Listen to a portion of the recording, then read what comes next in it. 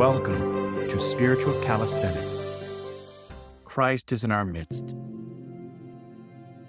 On July 30th, we commemorate Saints Silas, Silvan, Crescens, Epenetus, Andronicus, the Apostles of the 70, and Saint Julitta of Caesaria.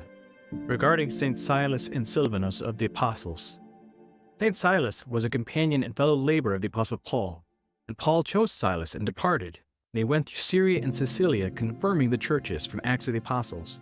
He later became Bishop of Corinth and reposed in peace, and Silvanus became Bishop of Thessaloniki and also reposed in peace. Saint Crescens, whom St. Paul mentions in his epistle to Timothy, became Bishop of Chalcedon, brought many to the faith. As for him whom the apostle to the nations praises as my well-beloved Epenetus, the first fruits of Achaia unto Christ, from the epistle to the Romans, he became Bishop of Carthage, and after enduring many afflictions from the idolaters and bringing many of them to Christ, he departed to the Lord. O holy apostles, intercede to Christ our merciful God, that he may grant our souls forgiveness of sins. The reading is from the feast. From the Acts of the Apostles.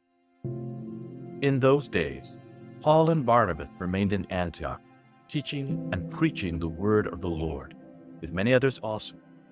After some days, Paul said to Barnabas, let us return and visit the brethren in every city where we proclaim the word of the Lord, and see how they are. And Barnabas wanted to take with them John, called Mark. But Paul thought best not to take with them one who had withdrawn from them in Pamphylia, and had not gone with them to the work. And there arose a sharp contention, so that they separated from each other. Barnabas took Mark with him, and sailed away to Cyprus. But Paul chose Silas, and departed, being commended by the brethren, the grace of the Lord. And he went through Syria and Cilicia, strengthening the churches.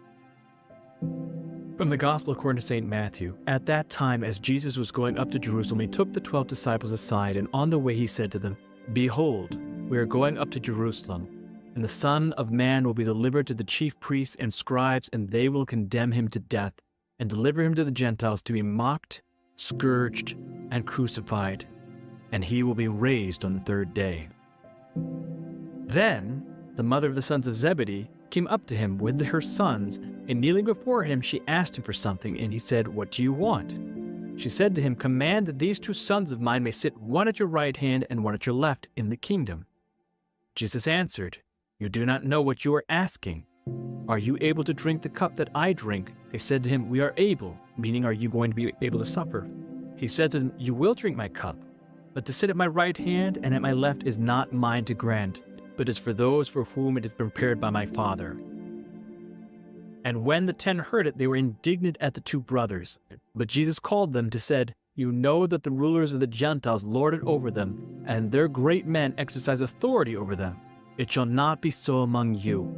But whoever be great among you must be your servant, and whoever be first among you must be your slave, even as the Son of Man came not to be served, but to serve and give his life as a ransom for many.